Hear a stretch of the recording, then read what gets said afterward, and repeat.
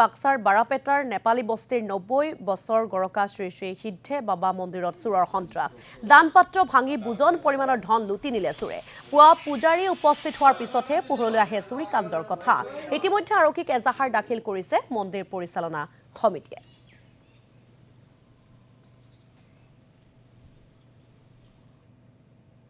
নমস্কাৰ আমাৰ বাক্সা জিলা অন্তৰ্গত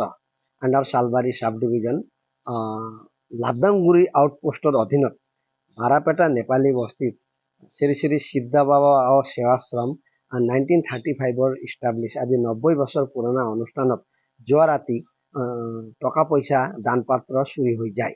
তো এই সংক্ৰান্তত আমি অলৰেডি লাবদাংগুৰি আৰক্ষী চকীত এজাহাৰ দাখিল কৰিছোঁ যাতে এই অঞ্চলত সঘনে চুৰি কাৰ্য হৈ থাকে বিভিন্ন সোলাৰো চুৰি হোৱা আমি শুনিবলৈ পাইছোঁ বা বিভিন্ন অনুষ্ঠান প্ৰতিষ্ঠান চুৰি হৈ আছে এই সংক্ৰান্তত আমাৰ লাবদাংগুৰি আৰক্ষী চকীৰ পৰা তেওঁলোকে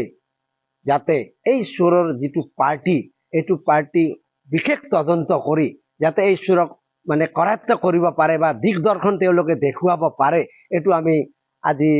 এইখন অনুষ্ঠানৰ পৰিচালনা বা নিৰ্মাণ সমিতিৰ পৰা আমি আহ্বান জনাইছোঁ